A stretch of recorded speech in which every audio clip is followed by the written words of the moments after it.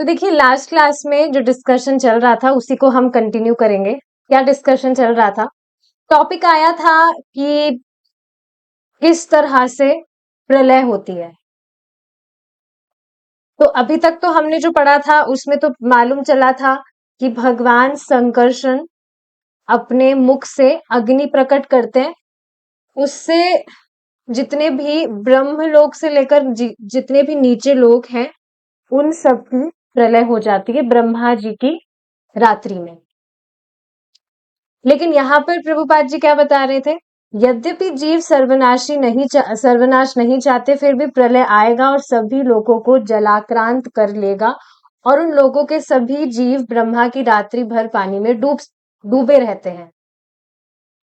परंतु जैसे ही दिन आता है पानी धीरे धीरे अदृश्य हो जाता है। तो देखिए श्रीमद् भागवतम के 12th चैप्टर के 12th कैंटो के 4th चैप्टर में ये टॉपिक बताया गया है, जो बताया गया है कि कैसे प्रलय होती है। पूरा प्रलय का ही वो चैप्टर है। तो उसको मैंने पढ़ा था, अपने आपसे समझने का मैंने प्रयास किया था, लेकिन उसमें ज्यादा कुछ समझ में नहीं आ रहा था। उसमें ऐसे एक्सप्लेनेशन दिया गया था, बेसिकली देखिए है क्या, ब्रह्मा जी का ब्रह्मा जी की जो पूरी परम आयु है उसमें भी अलग अलग तरह से प्रलय होती है। तो स्टार्टिंग में जो प्रलय होती है वो इस तरह से होती है, संकर्षण भगवान अपने मुख से अग्नि प्रकट करते हैं तो उस तरह से प्रलय होती है। फिर वापस से सृष्टि होती है। फिर ब्रह्मा जी की जब आदि परम आयु निकल जाती है तो फिर इस तरह से प्रलय होती है, पानी वाली जो यहाँ पर बताई जा रही है। काफी पढ़ने के बाद में थोड़ा बहुत कुछ समझ आया। फिर एंड में समझ आया कि वास्तव में जो प्रलय है ब्रह्मांड की वह 4 तरह से होती है। और ये जो बात मुझे लास्ट में समझ में आई और बाद में मैंने चेक किया तो चैप्टर का नाम ही ये था कि उसमें बता रखा था 4 कैटेगरीज ऑफ एनिलेशन, कि किस तरह से 4 तरह से प्रलय होती है। तो बहुत ही मतलब बहुत हैवी था, समझ में आ ही नहीं रहा था। बहुत पढ़ने के बाद में थोड़ा कुछ समझ आया जो मैंने यहाँ रखा। प्रभु जी से भी मैंने पूछा तो प्रभु जी ने कहा अभी तो मेंटेनेंस चल रहा है, जब प्रलय आएगी तब प्रलय के बारे में पढ़ाया जाएगा। तो आगे विस्तार में तो वहीं पर ही अच्छे से समझ पाएंगे हम। बहुत मैंने ढूंढा, मैंने यूट्यूब पर सर्च किया, यूट्यूब पर भी कुछ नहीं मिला। 12th कैंटो तक कोई पहुंचा ही नहीं अभी तक, लगता है एक भी वीडियो मुझे नहीं मिला यूट्यूब पर। इसके अलावा काफी सारे अलग अलग भक्तों से भी पूछा मैंने, तो वो भी कुछ कुछ ही बता पाए। एक भक्त से मैंने पूछा, वो तो कहने लगे कि ये शायद बुक में मिस प्रिंटिंग हो गई है। क्योंकि उन्होंने भी मतलब प्रीचिंग तो कर ही रहे हैं, वो भी क्लासेस वगैरह लेते हैं, तो मुझे लगा उनको पता होगा। तो मैंने पूछा उनसे, तो उन्होंने भी संकर्षण भगवान वाला ही सुना था अब तक। तो उनको लगा ये शायद मिस प्रिंटिंग है, बुक में ही मिस प्रिंटिंग है। तो मिस प्रिंटिंग तो एक वर्ड में हो सकती है, पूरे पैराग्राफ में कैसे मिस प्रिंटिंग हो सकती है? तो इस तरह से ये टॉपिक है। इतना तो समझ ही गए हैं कि 4 तरह से प्रलय होती है। संकर्षण भगवान वाला हमने डिस्कस किया है और ये पानी वाला भी इस तरह से उसमें बताया गया था कि जब पूरा का पूरा जो प्रलय हो जाती है आग के द्वारा, अग्नि के द्वारा, उसके बाद में ब्रह्मा जी की आदि आयु निकल जाती है, जब आदि परम आयु, तो इस तरह से पानी से प्रलय होती है। बस इतना अभी तक समझिए, काफी है इतना, ठीक है। परंतु जैसे ही दिन आता है पानी धीरे धीरे अदृश्य हो जाता है। अब आज हम ये नेक्स्ट श्लोक डिस्कस करेंगे भगवत गीता का। देखते क्या है। Recite with me. परस्तस्मात्तु भावन्यो अव्यक्तो व्यक्त सनातनः यः स सर्वेषु भूतेषु नश्यत्सु न विनश्यते। परस्तस्मात्तु भावन्यो अव्यक्त अव्यक्तो व्यक्तात् सनातनः यः स सर्वेषु भूतेषु नश्यत्सु न विनश्यते परस्तस्मात् तु भावन्यो व्यक्तो व्यक्तात् सनातनः यः स सर्वेषु भूतेषु नश्यत्सु न विनश्यति। देखते हैं, वर्ड टू वर्ड देखते हैं पहले। परस्तस परस्तस्मातु, तो देखिए यहाँ पर जो टू वर्ड है उसका अर्थ क्या होता है? टू का मतलब होता है लेकिन, किंतु। क्या किंतु? क्या मतलब जो लास्ट जो श्लोक हमने डिस्कस किया है उसके ही कंटिन्यूएशन में है ये। तो तू मतलब लेकिन, परस्तस्मात् भावो, ये जो प्रकृति है, ये जो सृष्टि है, इससे परे भी एक भावो, भावो मतलब अन्य प्रकृति है, भाव अन्यो, इस प्रकृति से भी, लेकिन इस प्रकृति से भी एक प्रकृति है, एक अन्य प्रकृति है। अव्यक्तो अव्यक्तात्, मतलब जो अव्यक्त रूप से, अव्यक्त से परे है, व्यक्त और अव्यक्त से परे है। अन्य का अर्थ आप समझ ही रहे हैं, दूसरी, कि ये जो प्रकृति है, भौतिक प्रकृति की बात हो रही है, इस भौतिक प्रकृति से भी एक दूसरी प्रकृति है जो इससे परे है। और व्यक्त अव्यक्त है, इसका वर्ड अभी हम आगे डिटेल में समझेंगे कि व्यक्त और अव्यक्त से परे है सनातनः, सनातन है मतलब शाश्वत है।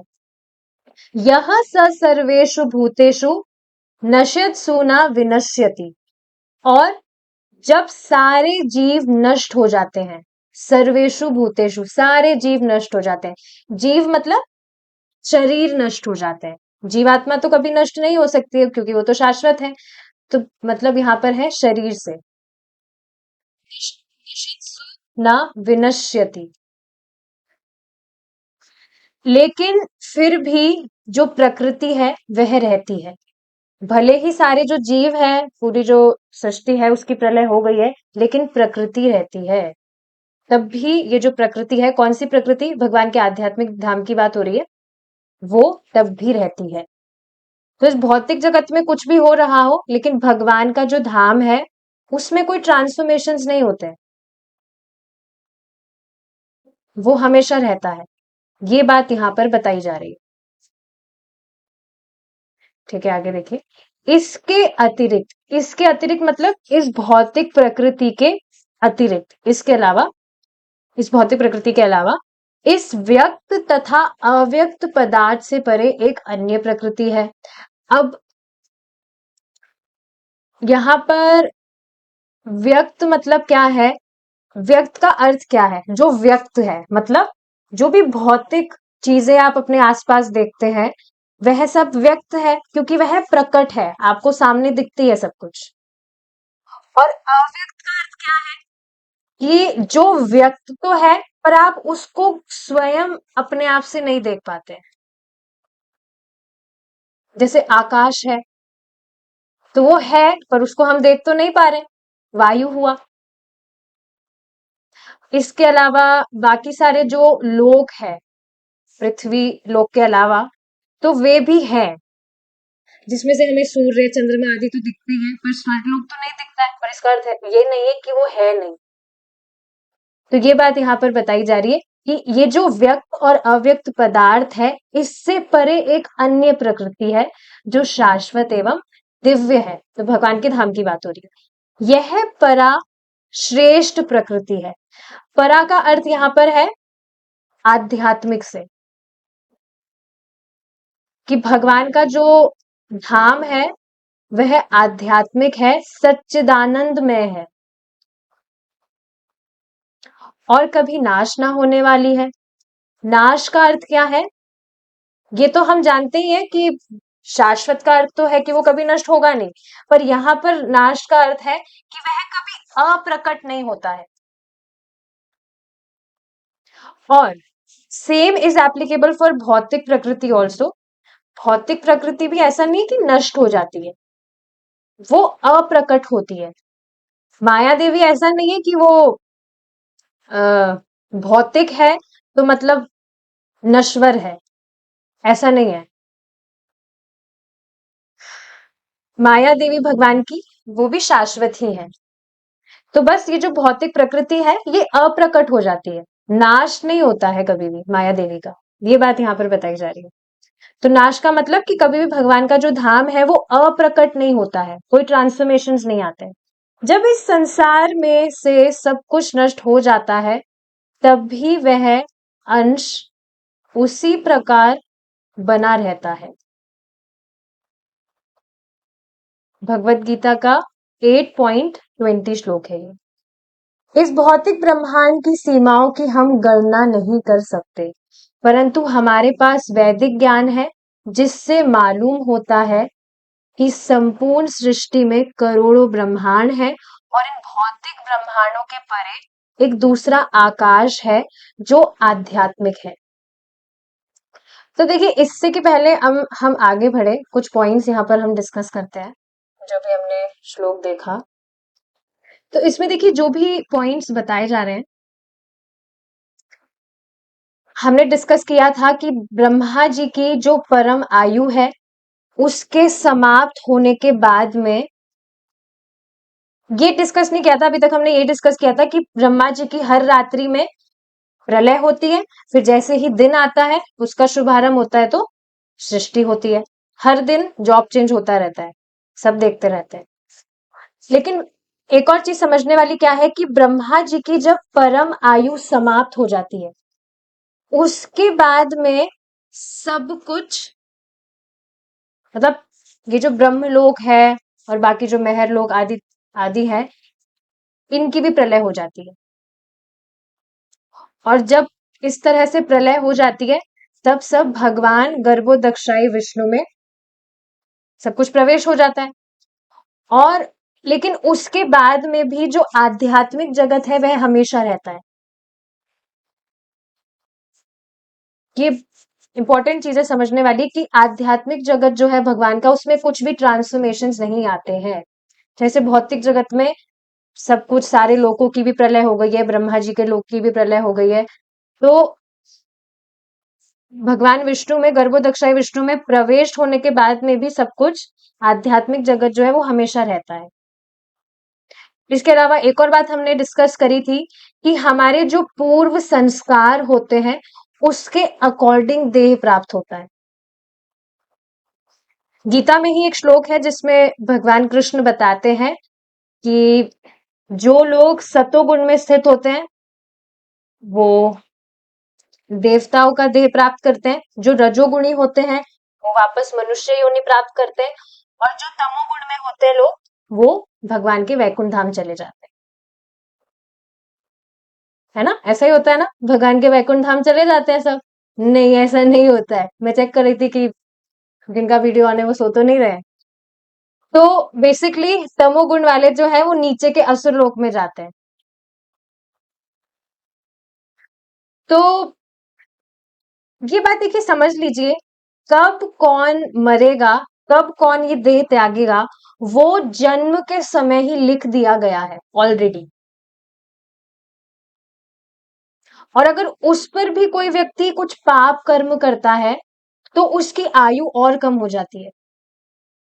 जन्म के समय उसका ये तो निर्धारित है कि इस टाइम पर इसकी मृत्यु होगी। ये जो भी आप देखते हैं ना, एक्सीडेंट से मर गया, एकदम से हार्ट अटैक हो गया, ये सब बहाने हैं। जिस तरह से मृत्यु आई है पहले से फिक्स होता है। लेकिन अगर कोई व्यक्ति पाप कर्म कर रहा है बहुत, तो उसकी आयु कम हो जाती है। जैसे अजामिल का केस में आप जानते हैं, उसके 20 वर्ष कम हो गए थे उसके पाप कर्म करने के कारण। उसकी उम्र के 20 साल कम हो गए थे।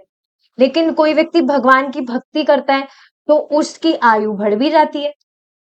जैसे प्रभु जी बता रहे थे, कोई व्यक्ति है जिन्हें प्रभु जी जानते थे, वो, उनके विषय में बताया गया था कि ये 45 वर्ष में ही अपना देह त्याग देंगे, मृत्यु को प्राप्त हो जाएंगे। लेकिन जब वो भक्ति करने लगे थे, भक्तों का संगत उन्हें मिला था, तो अब 60-65 तक उनकी आयु हो गई थी। लेकिन फिर भी वो आराम से जीवित थे, भगवान का भजन कर रहे थे और उनकी आयु बढ़ती ही जा रही थी। बढ़ती जा रही थी मतलब कि भगवान हमारे कर्मों की प्रवृत्ति को परिवर्तित कर देते हैं। बहुत इंटरेस्टिंग बात है ये कि भक्तों का जीवन जो पत्री है, ये कुंडली वगैरह उसके अकॉर्डिंग नहीं चलता है, भगवान के अनुसार चलता है। जैसा भगवान चाहेंगे वैसा ही भक्त के जीवन में होता है। भक्ति के अनुकूल जो चीजें होती है भगवान उसको रखते हैं, और जो नहीं होती है उसको नहीं रखते हैं। जब आप भगवान की भक्ति करने लग गए तो बस अब भक्ति के लिए जो अनुकूल है वो ही बेसिकली इंपॉर्टेंट चीज है, और कुछ भी एक्सटर्नल चीजें जो है वो कुछ महत्व रखती नहीं है। हाँ, वो बात अलग है कि हम नालायक है, हमारी वहां मती जाती है, पर मेन चीज यही है कि कोई भी व्यक्ति भगवान का भजन कर रहा है तो भक्ति के लिए जो अनुकूल है भगवान उसको बनाए रखते हैं, और जो अनुकूल नहीं है उसको हटा देते हैं। जैसे कोई व्यक्ति है, आप देखेंगे कोई व्यक्ति किसी टाइम पर आपको बहुत परेशान कर रहा होगा, भक्ति में आने से पहले हुआ होगा या भक्ति में आने के बाद में हुआ होगा, लेकिन फिर कुछ टाइम बाद वो व्यक्ति कहाँ ही चला जाता है कुछ पता ही नहीं है। हुआ है कभी आपके साथ ऐसा? मेरे साथ हुआ है। तो बाद में मुझे समझ आया, रेवती माता जी बता रहे थे मुझे कि भक्तों की मतलब भक्ति के लिए अगर मतलब भक्तों के जीवन में से जो नॉन डिवोटीज हैं, जो भक्ति के लिए अनुकूल नहीं है, भगवान स्वयं ही उनको आपसे दूर कर देते हैं। या चाहे से वो व्यक्ति आपको परेशान भी ना कर रहा हो, वो दिखा रहा हो कि वो आपका वेल विशर है, दिखा रहा हो, वास्तव में वेल विशर की बात नहीं हो रही है, भगवान तो सबको जान रहे हैं, लेकिन तो इस तरह से जो भी जीवन में अनुकूल होता है भगवान उसको रखते हैं। दुख भी अगर भक्ति के लिए अनुकूल होता होगा तो भगवान उसको भी रखेंगे, नहीं होता है तो हटा देंगे। एंड सेम फॉर सुख, जितना सुख हमारी भक्ति के लिए अनुकूल होगा उतना भगवान रखेंगे, बाकी को हटा देंगे। अगर भक्ति के लिए अनुकूल नहीं है तो हटा देंगे। तो ये बहुत इंटरेस्टिंग चीज है कि जब कहा जाता है कि भगवान हमारे जो भी कर्म है उनको नष्ट कर देते हैं, तो हमें लगता है कि हाँ मतलब अब कोई दुख नहीं आएगा हमारे जीवन में, लेकिन ऐसा नहीं है। और वही दुख और सुख आएगा जो आपको भगवान के और करीब लेकर जाएगा। Can you relate with this? कोई ऐसी परेशानी आपके जीवन में आई हो एकदम से अकस्मात, आप बहुत परेशान हो गए हो, लेकिन लेटर यू रियलाइज्ड कि ये तो बिल्कुल सही हुआ था, वो आपको परेशान कर रहा है उस टाइम पर, लेकिन क्योंकि वह परेशानी कारण बनी आपको भगवान के और करीब ले जाने के लिए, तो वो अनुकूल हुई। बहुत ही अमेजिंग चीज है कि हम बिल्कुल गणना कर ही नहीं सकते हैं कि भगवान किस तरह से क्या प्लान कर रहे हैं हमारे जीवन में। तो ये बहुत अमेजिंग चीज है। ये बिल्कुल उसी तरह है जैसे एक जो माँ है वो कभी बच्चे को नीम का जूस भी पिलाती है और कभी मीठा भी खिलाती है, तो सिचुएशंस के अकॉर्डिंग है। तो देखिए, कोई भी व्यक्ति भगवान कृष्ण का भजन कर रहा है बिल्कुल फिक्स होकर, ही सर्विंग कृष्णा, तो वास्तव में भगवान उस भक्त को अपने हाथ में रखे हैं। जो भी आपके जीवन में होगा बिल्कुल भी हमेशा हर दिन यही सोचना चाहिए कि भगवान की प्लानिंग से बाहर तो आपके जीवन में कुछ है ही नहीं, हो ही नहीं सकता है। व्यक्तिगत रूप से भगवान अपने भक्तों का ध्यान रखते हैं, बिल्कुल प्रैक्टिकल चीज है ये। अभी कुछ टाइम पहले ही मेरे साथ ऐसा कुछ हुआ था जो बताने लायक तो नहीं है, पर लेटर आई रियलाइज्ड कि हाँ वो जो भी हुआ वो इसी वजह से हुआ ताकि भगवान का भजन और अच्छे से हो, मतलब भगवान के और करीब ले जाया जाए, इस वजह से वो चीज हुई। Later I realise this. And now I am chill. अब वो जो परेशानी थी, वो परेशानी कुछ लग ही नहीं रही है, फिर वो बताने लायक नहीं है। तो पूछना भी मत मुझसे, मैं नहीं बताऊंगी। लेकिन हाँ, ये बहुत ही अमेजिंग चीज है कि जो भी भक्ति के अनुकूल होता है, भगवान उसको बनाए रखते हैं। चाहे से फिर वो कुछ दुख भी आपको लग रहा है, तो वो वास्तव में हमारी भक्ति के लिए ही अच्छा है। इस वजह से भगवान उसको बनाए रखे हैं, क्योंकि भगवान देखना चाहते हैं। देखिए, कुछ भी ऐसी ही कुछ चीज है ना जो आपको एकदम मतलब परेशान करके रख दे, वहां पर भगवान बस आपको तरोरपि सहिष्णुना बनाना चाहते हैं। ये बात समझ लीजिए आप। बिल्कुल टॉलरेंट, हम बिल्कुल टॉलरेंट हो जाए। आज ही तो ये चीज प्रभु जी बता रहे थे कि कुछ भी सुख आ रहा है, दुख आ रहा है, वी आर जस्ट चिल। आ रहा है मौसम की तरह, आएगा जाएगा, पर हमको हमारा जो भजन है, बस उसमें हमें फिक्स रहना है। डेली का हमारा जो प्रोग्राम है, उसमें कुछ चेंज नहीं करना है। सुबह जप करना है, बाद में जो भी प्रसाद वगैरह है, फिर कथा सुननी है, फिर थोड़ा रेस्ट वगैरह जो भी काम वाम किया, फिर कथा सुननी है, फिर वापस से थोड़ा जप वप कर लिया, फिर कथा सुननी है, कीर्तन करना है। इस तरह से जो प्रोग्राम है, उसको उसमें चेंज नहीं करना है। चीजें तो ऐसे ही आती रहेगी, मौसम है, जैसे मौसम चेंज होता रहता है। अभी बारिश आ रही है, अब थोड़ी देर बाद में ठंड आ जाएगी, फिर वापस से गर्मी आ जाएगी। तो इसमें तो हमारा कंट्रोल नहीं है। तो इसी तरह से ये जो भी चीजें हैं, इस पे हमारा कंट्रोल नहीं है। और जो भी आता है, हमेशा बस अपने आप को याद दिलाते रहिए कि भगवान टॉलरेंट बनाना चाहते हैं, इस वजह से इस तरह से सारी चीजें आती है हमारे जीवन में। ठीक है, चलिए आगे देखते हैं अब हम। इस भौतिक ब्रह्मांड की सीमाओं की हम गणना नहीं कर सकते, परंतु हमारे पास वैदिक ज्ञान है जिससे मालूम होता है कि संपूर्ण सृष्टि में करोड़ों ब्रह्मांड है, और इन भौतिक ब्रह्मांडों के परे एक दूसरा आकाश है जो आध्यात्मिक है। और आप ये चीज समझ रहे हैं, ये बात रियलाइज नहीं हो सकती है हमें until we'll not hear shastras. क्या भक्ति से पहले पता था कि कुछ आध्यात्मिक जगत जैसा भी कुछ होता है? नहीं ही पता था। इस भौतिक जगत को ही सब कुछ मान के बैठे थे, तभी तो भक्ति नहीं कर रहे थे। यही तो प्रमाण है। लेकिन जब भक्तों का संग मिला, हो सकता है शुरू में भी पता ना हो कि भक्तों का संग मिलते ही पता ना हो कि वैकुंठ धाम, गोलोक धाम जैसा कुछ होता है।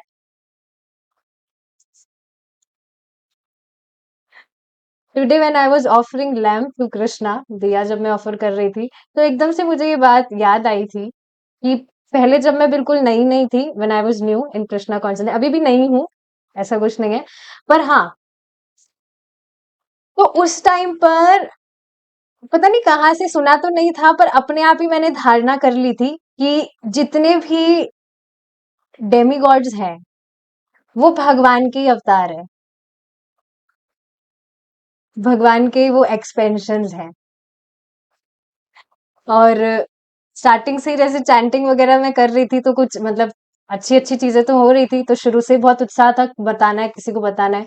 तो मुझे याद है, मैंने एक दो जनों को बता भी दी थी ये बात, गलत प्रीचिंग कर दिया था कि आप जिनको भी देख रहे हैं वो भगवान कृष्ण ही है।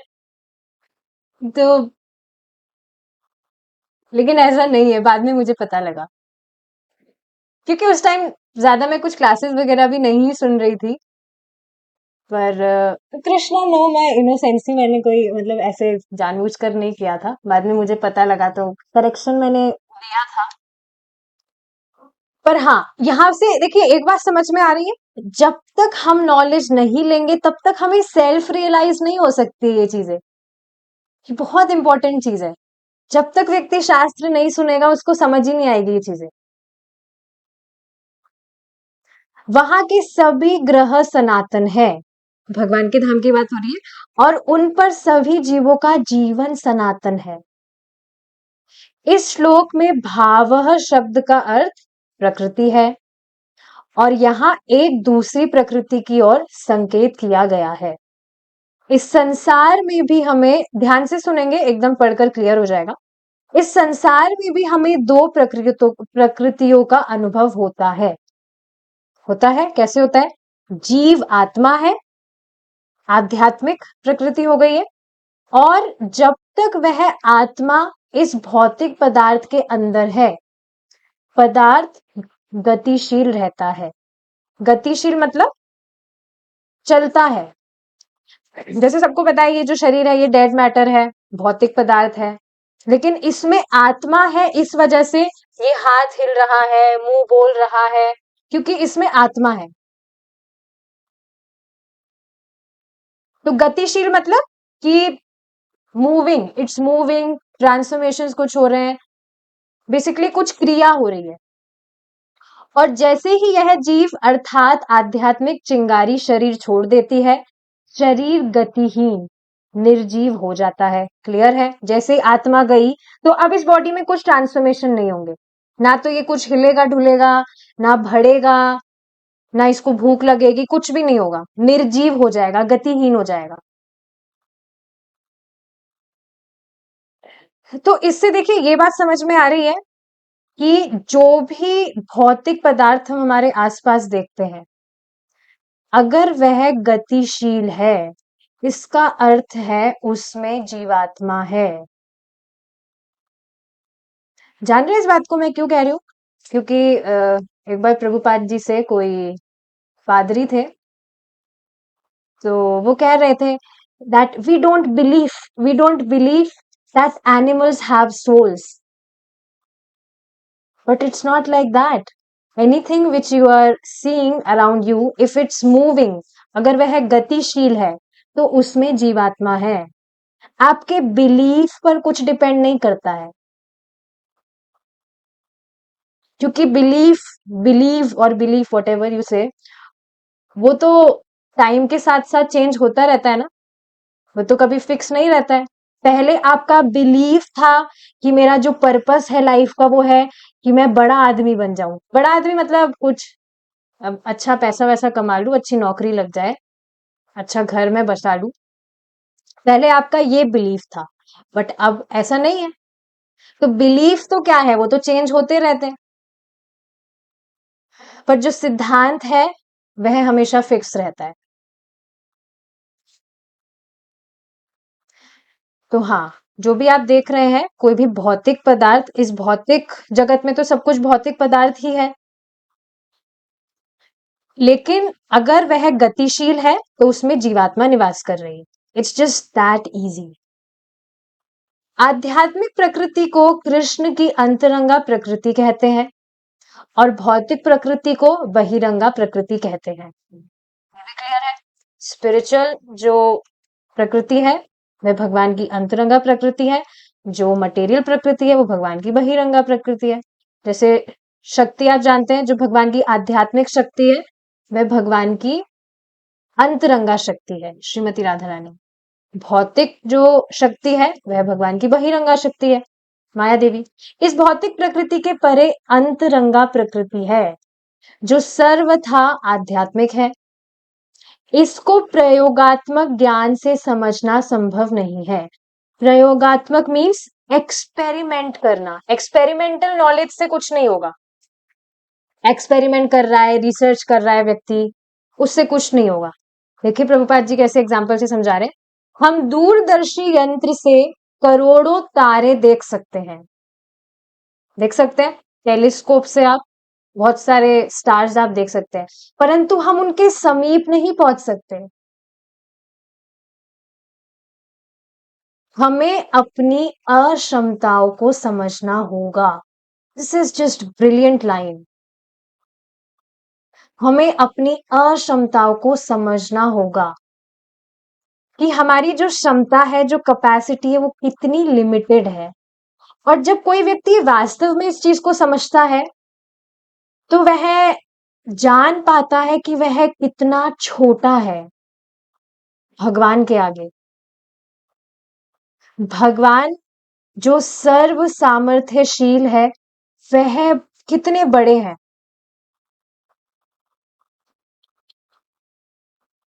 वास्तव में जब व्यक्ति इस चीज को समझता है तो वो अपनी स्थिति से अवगत होता है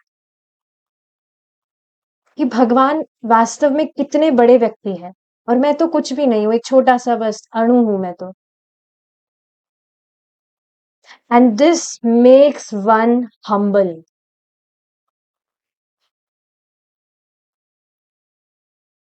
हमें अपनी अक्षमताओं को समझना होगा और व्यक्ति इसी को ना समझ के तो मूर्खता कर रहा है, अपने आप को कंट्रोलर समझता रहता है बस। इस पर देखिए एक और बहुत बढ़िया रिफ्लेक्शन मुझे आया था। कल परसों की बात है, व्हेन आई वाज चैंटिंग, तो चैंटिंग करते करते एकदम से यहाँ पर से एक कीड़ा गया था। कीड़ा समझ रहे, आंट।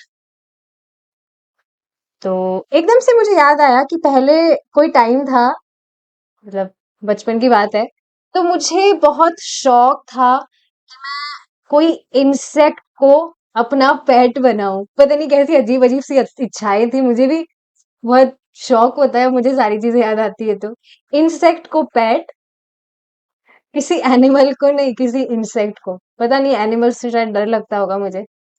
तो मुझे याद आया था कि कैसे कोई बटरफ्लाई है, मैं उसको पकड़ लेती थी और मैं उसको मतलब एक बॉक्स में कुछ कैद करती थी और मैं बस चाहती थी कि वो पैट हो जाए मेरा। मतलब पैट का मतलब क्या है कि मैं जैसे चाहूं वो वैसे व्यवहार करे। तो तुरंत मेरे दिमाग में रिफ्लेक्शन आया कि कैसे बचपन से ही कंट्रोलर बनने की भावना थी। सच में ये बहुत ही हैवी रिफ्लेक्शन था कि अब सोचिए ना, बचपन में किसी बच्चे को तो कोई शिक्षा नहीं दी जाती है कि आपको कैसे कंट्रोलर बनना है। बट ये अनादिकाल से चलता आ रहा है। बचपन में ही किसी बच्चे को तो नहीं सिखाया जाता है कि कैसे गुस्सा करना चाहिए, पर आप उसका खिलौना छीन कर देखिए कैसे वो गुस्सा करेगा।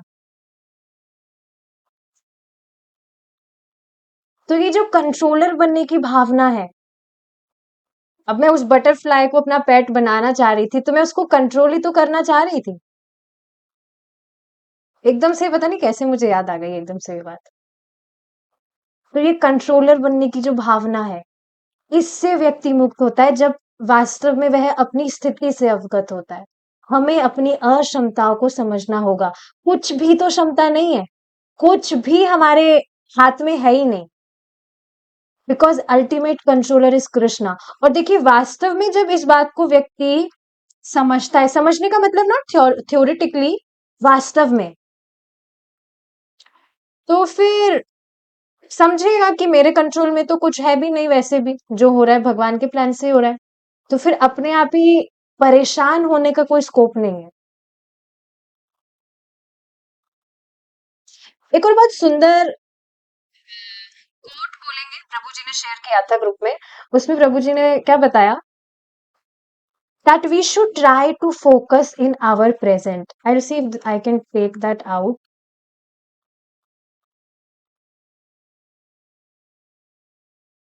By fixing our present, we fix our future. But by worrying about future, we spoil our present. तो हमारे जो वर्तमान स्थिति है, अगर हम उसको जीने का प्रयास करें, if we try to live in present, कल के विषय में भी ना सोचे कि कल क्या होगा। Of course we can plan कि हमें सुबह उठकर जप करना है, मंगला आरती अटेंड करनी है, ये सारी चीजें तो है ही। पर जो चिंता है, भय जिससे उत्पन्न होता है कि कल क्या होगा, कैसे चलेगा, ये सारी चीजें, अगर हम उसके विषय में ना सोचकर अभी जो हमारा चल रहा है उसको हम जीने का प्रयास करें, तो हम कितना अच्छे से हमारे समय का सदुपयोग कर पाएंगे। क्योंकि हम देखेंगे आधा टाइम तो हमारा फ्यूचर में जो होगा वो या तो उसको सोचने में चला जाता है या पास्ट में जो हुआ उस पर विचार करने में चला जाता है। But if we try to live in present, तो हम अपना पूरा अच्छे से हम मतलब दे पाएंगे, अच्छे से हमारे समय का सदुपयोग कर पाएंगे। क्योंकि देखिए फ्यूचर में जो होगा, पहली बात तो हम फोरकास्ट कर नहीं सकते कि क्या होगा, पहले से हम भविष्यवाणी कुछ कर नहीं सकते। और जो भी होगा भगवान की भक्ति कर रहे हैं, तो अभी हमने पढ़ा ही कि जो हमारी भक्ति के लिए अनुकूल होता है भगवान उसको बनाए रखते हैं। तो फिर चिंता करने का स्कोप क्या है? ये बात जब मैं कह रही हूँ तो like I am trying to convince myself also, खुद को भी मैं प्रीच कर रही हूँ कि हाँ, फिर चिंता करने का स्कोप क्या है? जब भगवान यहाँ पर बता ही रहे हैं, यहाँ से पता ही लग रहा है हमें कि जो भक्ति के लिए अनुकूल होता है वो तो भगवान हमारे लिए व्यवस्था करेंगे। तो और क्या चाहिए हमें? परेशानी इसी का तो कारण है, परेशान हम इसी वजह से तो है कि आगे, जैसे अभी भजन हो रहा है, आगे कर पाएंगे या नहीं कर पाएंगे? तो जो करवाना चाहते हैं कृष्णा, लाइक भगवान स्वयं बहुत चाहते हैं कि हम उनकी सेवा करें। तो जिनकी हम सेवा कर रहे हैं वो अरेंज करेंगे ना, हमको क्या टेंशन करनी है? देखिए, समझने का प्रयास करिए। आप भक्ति में आए हैं क्योंकि भगवान ने आपको मौका दिया है। भगवान चाहते हैं कि आप उनकी सेवा करें। तो अभी भगवान आपसे सेवा ले रहे हैं, तो आगे क्यों नहीं लेंगे? बहुत ही सुंदर बात प्रभु जी बता रहे थे कल की क्लास में, शाम की क्लास में, जो मैंने दोबारा से रिकॉर्डिंग सुनी तब और ज्यादा अच्छे से समझ आया कि ये मैटर नहीं करता है कि आप ब्रह्मचार्य आश्रम में हैं या गृहस्थ आश्रम में हैं। मैटर क्या करता है कि आप जहां पर भी है, क्या आप वहां भक्ति कर रहे हैं? क्या आप भगवान को प्रसन्न कर रहे हैं? Are you pleasing Krishna by serving him? ऐसा नहीं है, अगर आप गृहस्थ आश्रम में हैं तो भगवान आपको पसंद नहीं कर रहे हैं, और आप ब्रह्मचार्य आश्रम में ही है तो भगवान आपको ज्यादा पसंद कर रहे हैं, या वाइस वर्सा। ऐसा नहीं है। भगवान क्या चीज पसंद कर रहे हैं कि आप उनकी सेवा करें। ये बाद में मुझे और अच्छे से चीज समझ में आई दोबारा सुनने के बाद।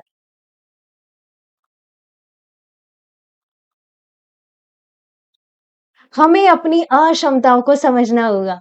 ठीक है। यदि हम इस भौतिक विश्व को भी अपने प्रयोगात्मक ज्ञान से नहीं समझ सकते हैं, जो भी हमने स्टार्स का एग्जाम्पल लिया, देखा, उसको देख सकते हैं पर उसके पास तो नहीं जा सकते एक्सपेरिमेंट करने। ये चमक तो रहा है, इसमें क्या हीट है? जैसे सन में हीट होती है, इस कारण से चमक रहा है, या कैसे चमक रहा है? वी कांट एक्सपेरिमेंट, और वी कांट मतलब पास में जाकर तो हम इस चीज का नहीं कर सकते। तो जब भौतिक विश्व में जो हो रहा है उसको ही हम प्रयोगात्मक ज्ञान से नहीं समझ सकते, तो भगवान और उनके साम्राज्य को समझने की क्या संभावना है?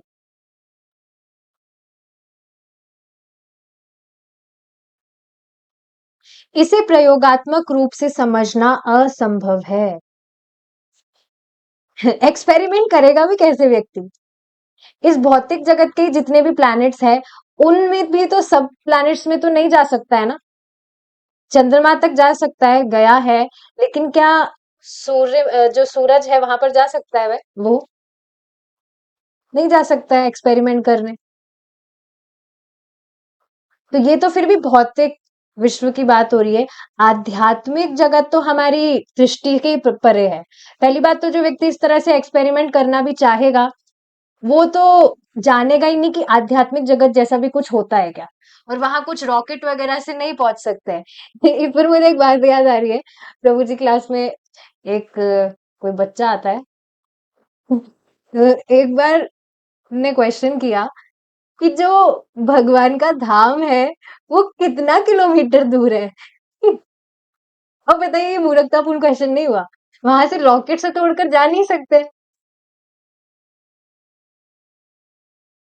कुछ भी क्वेश्चन कर लेते हैं, पर समझना चाहिए कि ये प्रयोगात्मक ज्ञान से समझना संभव नहीं है। हमें भगवत गीता को सुनकर ही समझना होगा, और सुनकर के समझने का अर्थ क्या है? That we accept whatever we are hearing, we are accepting it as it is. जो भी बताया जा रहा है उसको यथावत स्वीकार करना, और यथावत स्वीकार करके उसको फॉलो करना। हम प्रयोगात्मक विधि से नहीं समझ सकते कि हमारे पिता कौन है। क्या एक्सपेरिमेंट करके कभी कोई व्यक्ति समझ सकता है कि उसके पिता कौन है? हमें अपनी माँ के कथन को सुनना होगा और उस पर विश्वास करना होगा। यदि हम अपनी माँ पर विश्वास नहीं करते हैं, तो जानने की अन्य कोई विधि नहीं है। अग्री? बच्चा अपनी माता की बात पर विश्वास कर कर ही स्वीकार करता है कि वो जो व्यक्ति है वो उसके पिता है। एक्सपेरिमेंट करके तो नहीं समझा जा सकता इस बात को। इसी प्रकार यदि हम कृष्ण भावनामृत की विधि मात्र में लगे रहे, जो भी प्रोसेस बताया जा रहा है, तो कृष्ण और उनके साम्राज्य की सभी जानकारी प्रकट हो जाएगी।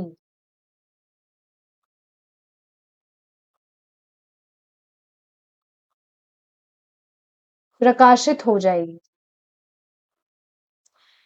जैसे जैसे व्यक्ति भगवान कृष्ण की उपासना करता है, जैसे जैसे उसका शुद्धिकरण होता है, उसके अंतःकरण का, वैसे वैसे उसका जो वास्तविक स्वरूप है वह जागृत होने लगता है। इसको सिंपल लैंग्वेज में समझे तो हमारा जो अंतःकरण है, मतलब मन बुद्धि अहंकार, उसका जैसे जैसे शुद्धिकरण होता है, जो भी हमारे संस्कार हैं, डिजायर्स हैं, वो सब खत्म होती जाती है और भगवान की सेवा करने की जो इच्छा है वह बढ़ती जाती है। और हमारा जो आध्यात्मिक रूप है, हम लाइक वी आर सोल्स, ये जैसे जैसे प्रकट होने लगता है तो हम भगवान को और अच्छे से, भगवान अपने आप को और अच्छे से जनवाने लगते हैं। आप देख पा रहे हैं ना, जैसे जैसे भक्ति कर रहे हैं नियमित रूप से, तो पहले हमारी जो श्रद्धा थी वह अब और प्रगढ़ हो रही है और बढ़ती जा रही है। Is it not? हो सकता था पहले कुछ डाउट्स हो, लेकिन अब वो जो डाउट्स हैं नियमित रूप से भक्ति करने के कारण खत्म होते जा रहे हैं, बिकॉज वी आर प्रोग्रेसिंग।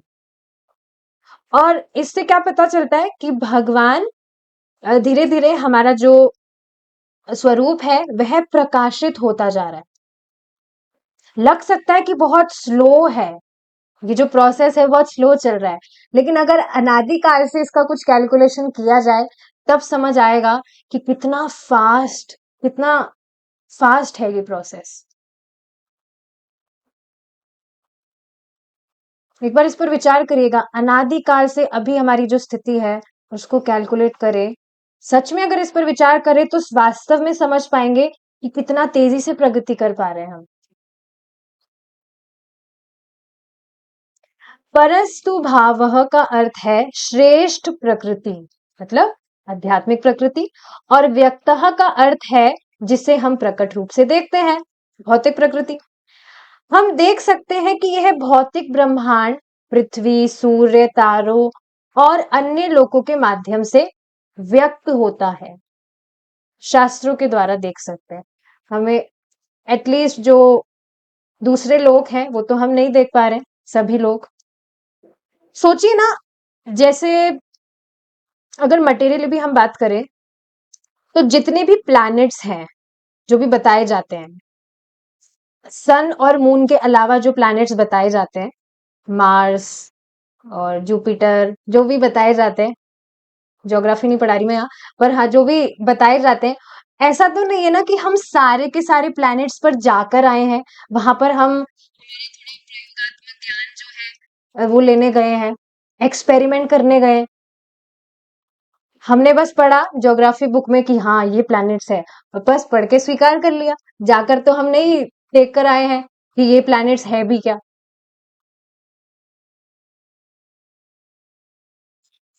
तो ये चीज है। और इस ब्रह्मांड के परे एक दूसरी प्रकृति है जो सनातन है, अव्यक्तात् सनातनः। इस भौतिक प्रकृति का प्रारंभ भी है और अंत भी है, परंतु वह आध्यात्मिक प्रकृति सनातन है। मतलब सृष्टि प्रलय यहाँ की होती है, पर आध्यात्मिक प्रकृति में ऐसा नहीं होता है। ना तो उसका प्रारंभ है और ना ही अंत है। यह कैसे संभव है? जब बादल आकाश में आता है, ध्यान से सुनिए इस एग्जाम्पल को, बहुत इंटरेस्टिंग है। जब बादल आकाश में आता है तो ऐसा लगता है कि उसने आकाश का एक बड़ा भाग ढक लिया है। Can you imagine this seen in your mind? कोई बादल है और उसने आकाश का एक बड़ा भाग ढक लिया है। आपको अब आसमान, ब्लू स्काई नहीं दिख रहा है आपको, सिर्फ बादल ही दिख रहे हैं, परंतु वास्तव में वह बादल बहुत छोटा सा बिंदु होता है और उसने संपूर्ण आकाश के केवल एक नगण्य अंश को ढका होता है। अगर आप, मतलब सपोज अगर जो स्काई है उसको जूम आउट किया जाए, जूम आउट समझ रहे हैं? जैसे अगर इसको मैं इस तरह से कर रही हूँ तो ये जूम इन हो गया, and this is zoom out. तो जूम आउट अगर हम करें आकाश को, तब समझ पाएंगे कि कैसे वो जो बादल अभी हमने जो डिस्कस किया वो सिर्फ एक अंश मात्र, एक छोटा सा बिंदु सा है, और उसने आकाश के एक नगण्य अंश को ढका है। क्योंकि हम इतने छोटे हैं, इसलिए बादल द्वारा कुछ 100 मील तक के भाग को ढक लिए जाने पर हमें प्रतीत होता है कि संपूर्ण आकाश ढक गया है। इसी प्रकार यह सारा भौतिक ब्रह्मांड अनंत आध्यात्मिक आकाश में एक छोटे से महत्वहीन बादल के टुकड़े जैसा है। यह भौतिक विश्व महतत्व पदार्थ के अंदर बंधा है। जैसे बादलों का प्रारंभ और अंत होता है, उसी प्रकार इस भौतिक प्रकृति का भी प्रारंभ और अंत होता है। स्पष्ट है। जब बादल छट जाते हैं और आकाश साफ हो जाता है, तब हम हर चीज को साफ साफ देख पाते हैं। हर चीज समझ रहे हैं? मतलब आकाश को हम साफ साफ देख पाते हैं। नहीं, हाँ, मतलब आकाश जब बादल छट जाते हैं और आकाश साफ हो जाता है, तब हम हर चीज को साफ साफ देख पाते हैं, हमारे आसपास जो है। तो अंधेरा सा हो जाता है ना कुछ। इसी प्रकार शरीर आत्मा पर से गुजरते हुए बादलों की तरह है। वह कुछ समय तक वहां ठहरता है, कुछ गौण उत्पादन करता है, घटता है और अंत में लुप्त हो जाता है। ट्रांसफॉर्मेशंस जो हमने डिस्कस किए थे, 6 तरह के ट्रांसफॉर्मेशंस होते हैं, प्रभु जी ने भी बताए थे आज की क्लास में, कि कैसे जो व्यक्ति है, जो शरीर है, वह जन्म लेता है, फिर कुछ समय तक रहता है, फिर कुछ बाय प्रोडक्ट्स करता है, बच्चे आदि, फिर बढ़ता है, पहले बढ़ता है, फिर बाय प्रोडक्ट्स, फिर क्षीण होता है और फिर मृत्यु को प्राप्त होता है। तो ये 6 ट्रांसफॉर्मेशंस है। किसी भी भौतिक क्रिया जिसे हम देखते हैं, उसमें भौतिक प्रकृति के यह 6 परिवर्तनशील होते हैं। भौतिक क्रिया का अर्थ समझ रहे हैं ना? भौतिक पदार्थ जो कि गतिशील है। किसी भी भौतिक पदार्थ में जीवात्मा है, तभी तो वह कुछ क्रिया करेगा। तो भौतिक क्रिया जिसे हम देखते हैं, उसमें भौतिक प्रकृति के ये 6 परिवर्तन होते हैं।